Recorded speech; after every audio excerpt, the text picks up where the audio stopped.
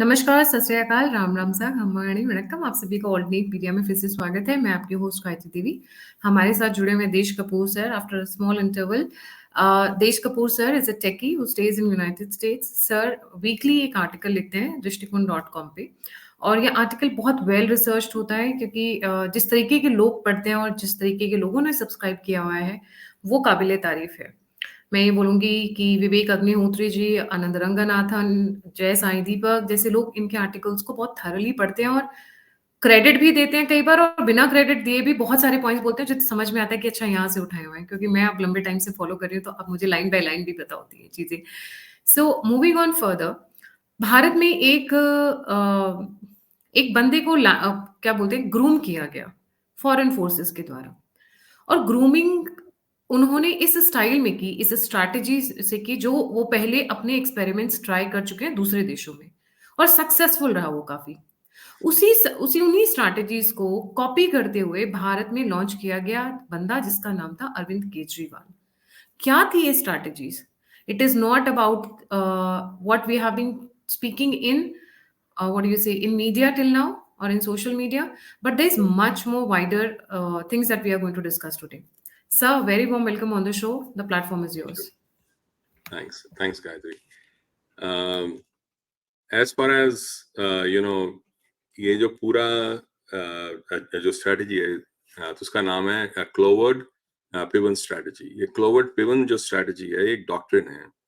ये डॉक्ट्रिन बनाया गया था 1960s एंड 70s में, जब ये दो प्रोफेसर्स थे। उन्होंने ये कहा कि जो वेलफेयर बेनिफिट्स हैं at the local level of any state, they can be use, उनको यूज करके हम असंतोष, सामाजिक असंतोष और अराजकता हम फैला सकते हैं।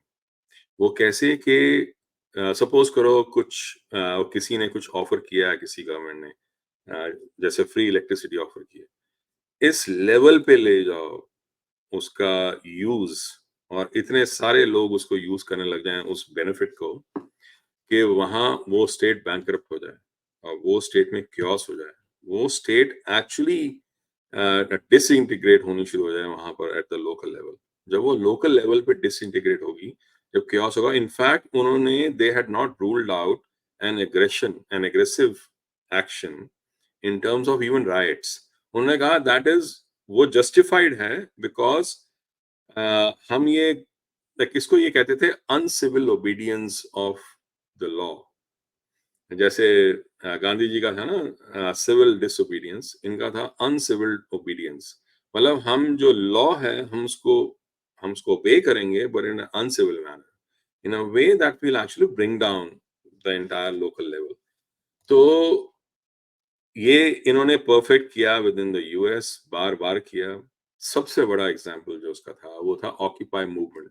बड़े सारे लोग नहीं जानते होंगे, अब नहीं याद होगा कुछ, हालांकि कुछ ही साल पहले हुआ था 2020 के आसपास, जब ये जो ऑक्यूपाई मूवमेंट जब शुरू हुई, जब वॉल स्ट्रीट के खिलाफ ये मूवमेंट थी कि कैसे वो बहुत सारे प्रॉफिट्स लेते हैं और बहुत ज्यादा वो केयर नहीं करते जो नॉर्मल स्ट्रीट है उसको, वो normal wall street versus the normal street, right. तो बेसिकली जो आम आदमी है उसके बारे में कोई ख्याल नहीं करता, वो सिर्फ वॉल स्ट्रीट के लोगों का ख्याल करते हैं। उस मूवमेंट के चलते ऐसा हुआ कि सडनली वो जो पूरा, और ये जो ये पिवन है वो भी उसमें इन्वॉल्व थे, उन्होंने जाके स्पीचेस दी एक्चुअली। तो ये जो पूरी जो मूवमेंट थी, ये suddenly from targeting the wall street, it started targeting the gender and racial equality and inequality. And Wall Street ने बाद में उनके साथ मिलके they started the woke movement. And वो woke movement जो थी, वो that became the basis for going forward, right, of all the changes that have happened. Now, India में ऐसे ही वोक मूवमेंट के जो प्रतिनिधि हैं, जो अरविंद केजरीवाल हैं, उन्होंने दिल्ली में और पंजाब में दोनों जगह पर फ्री बी मूवमेंट शुरू की कि free electricity, free water, free ये, फ्री वो उनका। और हमेशा जब भी, वेदर दिल्ली में हो चाहे पंजाब में हो, जब भी ये फ्री बी मूवमेंट जो है, जब उसको वो भरने लगते हैं, जब लोग यूज करने लगते हैं, तो चाहे वो जल बोर्ड हो, चाहे वो इलेक्ट्रिसिटी का डिपार्टमेंट हो, वो बैंकरप्ट हो जाता है। फिर वो कहते हैं कि हमें फेडरल गवर्नमेंट से हमें पैसा चाहिए। फेडरल गवर्नमेंट सबको उतना ही पैसा देती है जितना दिल्ली को देती है या पंजाब को देती है, पर एक नैरेटिव बना दिया जाता है कि फेडरल गवर्नमेंट जो है वो ढंग का काम नहीं कर रही। अगर यही चीज इन्होंने कर्नाटका में भी यूज की है, बाय कांग्रेस। अगर ऐसी स्ट्रेटजी इनफ स्टेट्स में अगर वो चला दी जाए, तो it can bring down the Indian economy itself. और यही इस पूरे जो स्ट्रेटजी है, जो डॉक्ट्रिन है क्लोवर्ड पिवन, उसका बेस है। इनफैक्ट जैसे जो माइनॉरिटीज की जो वो हैं, जो राइट्स हैं, वो माइनॉरिटीज की राइट भी जो है of having different laws of, मतलब अगर पॉपुलेशन कंट्रोल हो तो उन पे इम्पैक्ट नहीं होना चाहिए उसका। ये सारी जो चीजें हैं, that are also part of all that, because क्या होता गया है, पॉपुलेशन कंट्रोल के लॉज जो हैं या उनकी पॉलिसीज जो हैं, बाकी लोगों पे तो इम्पैक्ट होती हैं, हम दो हमारे दो वाला, बट वो माइनॉरिटीज या उन पे नहीं करती जिनके ऊपर वो जिनके अपने पर्सनल लॉज हैं। तो उससे क्या होता है कि ultimately they can actually bring about a point जहां लोकल गवर्नमेंट्स और लोकल इकोनॉमीज बुरी तरह से इम्पैक्ट हो जाती हैं। जब लोकल इकोनॉमीज और लोकल स्टेट्स जो हैं वो इम्पैक्ट हो जाएं, then it can actually bring down the federal government itself. उनका आइडिया ये था क्लोवर्ड पिवन का कि हम लोकल लेवल को तोड़कर, उसकी स्टेट को तोड़कर, हम एक ऐसे क्योस को हम जन्म देंगे जिस क्योस से स्ट्रक्चरल और लीगल चेंजेस आएंगे, both from the policy stand point as well as from the law stand point at the highest level. तो उनका उद्देश्य वो था। और कई बार ऐसा होता है कि उनका उनका उद्देश्य जो है ना, उनका जो जो फर्स्ट पॉइंट होता है वो होता है to sow chaos and anarchy, अराजकता फैलाना। वही अराजकता फैलाना वो हमने देखा है, चाहे पंजाब में हो, चाहे दिल्ली में हो, इवन कर्नाटका में। ये बेसिस आगे बनता है। तो बेसिकली ये एक पूरा एक well tested, well planned, well documented एक स्ट्रेटजी है जो पूरी दुनिया में यूज होती है। इनफैक्ट जो अरब स्प्रिंग्स थी अगर उनको देखा जाए, जो कलर रेवोल्यूशन थी अगर उनको देखा जाए, they all were actually experiments in Cloward Piven strategy.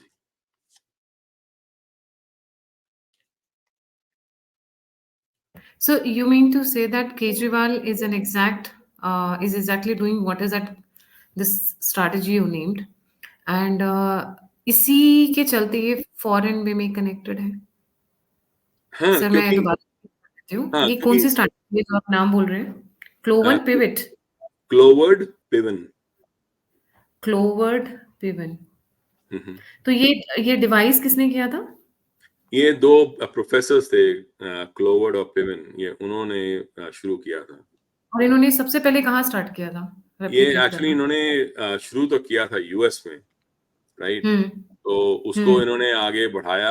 और सर आप ये जो क्लोवर्ड पिवन की स्ट्रैटेजी की बात कर रहे हैं, ये कहाँ-कहाँ पे इस्तेमाल हुआ है? स्टार्टिंग में आप बता रहे थे ऑफ द रिकॉर्ड कि ये 2 प्रोफेसर्स ने स्टार्ट किया था यूएस के, हम्म, एंड इनका क्या बोलेंगे, जैसे होता है ना हम लोग ग्राउंड ट्रायल करना या फर्स्ट हैंड ट्रायल करना, तो इन्होंने कहाँ किया और भारत में किसके साथ कनेक्शन है ज़्यादा?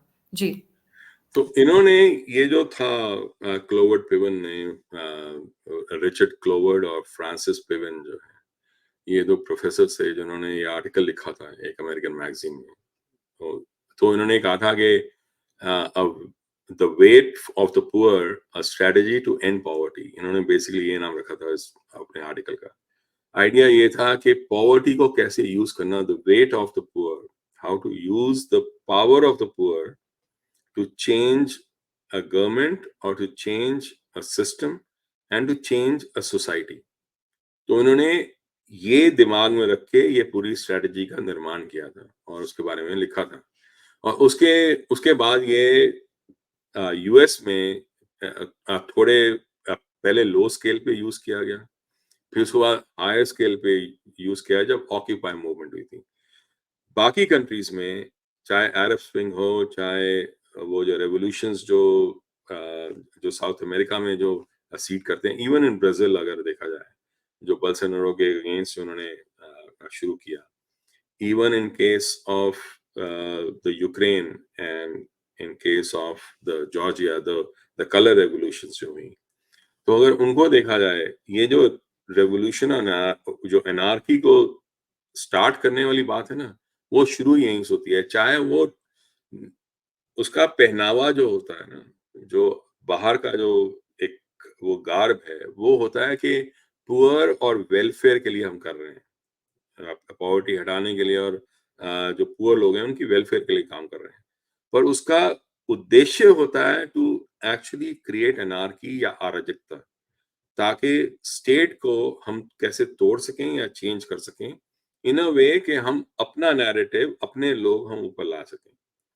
तो जब ये सारा फ्रीबी मूवमेंट जो अक्रॉस द बोर्ड ऑपोजिशन जो कर रही है, उसका मेन एम लोगों का भला करना नहीं, पर लोगों के भले के गार्ड में पूरे देश को बदलने की बात वो सोच रहे हैं। क्योंकि अगर आप खुद सोचो, अगर ऐसे 8 या 10 स्टेट्स ऐसी हो जाएं जिसके जो बैंकरप्ट हो जाएं because of the freebie election promises, तो क्या ऐसा नहीं होगा कि पूरा पूरा जो फेडरल बजट है, जो फेडरल जो इकोनॉमी है, वो ही नीचे गिर जाएगी? तो अगर ऐसा होगा तो there is a chaos that is going to happen. That chaos, that anarchy, that will bring about a revolution एक कंट्री में, और वही वो कोशिश करते हैं, चाहे वो सही हो या गलत हो, पर रेवोल्यूशन जो है, कभी भी ऐसा आज तक कभी दुनिया में नहीं हुआ कि कोई रेवोल्यूशन पहले से कोई बेटर सिस्टम लाई हो। जब जार्स को निकाला था तो लेनिनिस्ट आ गए थे, जब शाह ऑफ ईरान को निकाला तो इस्लामिस्ट आ गए थे। जब भी एक रेवोल्यूशन आती है वो हमेशा गलत लोगों को ऊपर लेके आती है, पर ये इनका जो इंटरवेंशन का जो स्ट्रेटजी है वो यही है कि हम एक बार तबाह कर देंगे जो है, फिर देखेंगे एक नया जीवन शुरू होता है। नया जीवन भी इन्हीं का, जो नया जो सिस्टम है वो भी इन्हीं का दिया हुआ होता है।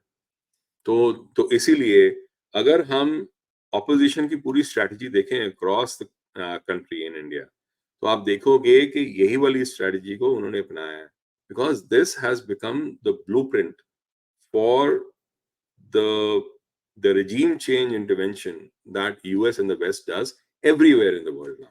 चाहे वो अरब स्प्रिंग हो, चाहे वो कलर रेवोल्यूशंस हो, चाहे वो लैटिन अमेरिका के regime changes हो, हर जगह यही वाला। क्योंकि आप खुद देख लो ना, वहां पर वेनेजुला में क्या हुआ। वेनेजुला में पूरी पूरी कंट्री नीचे आ गई। मैं गया हूँ 2 बार वेनेजुला, बहुत सुंदर कंट्री थी और बड़ी एडवांस थी एक जमाने में, पर वो पूरी पूरी कंट्री नीचे आ गई just with this kind of strategy that was pushed in. और यही तभी हम बात करते हैं कई बार कि वेनेजुला में जो हुआ यहाँ ना हो जाए, जो वो केजरीवाल कर रहा है, इसीलिए करते हैं बिकॉज वो हम सिर्फ एक एब्स्ट्रैक्ट में बात करें जो वेनेजुला में जहाँ ना हो। एक्चुअली जो स्ट्रेटजी, जो डॉक्ट्रिन जो उसके पीछे है, वो है Cloward Piven strategy. And it has been very successful also, तभी ये फ्री बाइज अनाउंस करते हैं। और आप क्या, आप सही कह रहे हैं, अगर 6 से 7 स्टेट, 8 स्टेट ये अनाउंस कर दें कि भाई हमारे पास पैसे नहीं है, देन तो it is a big drain. आप एसेंशियल चीजों को छोड़ के, आप आर्मी को छोड़ के, एजुकेशन को छोड़ के, हेल्थ सिस्टम को छोड़ के, आप उन स्टेट्स को रिवाइव करने में लग जाओगे।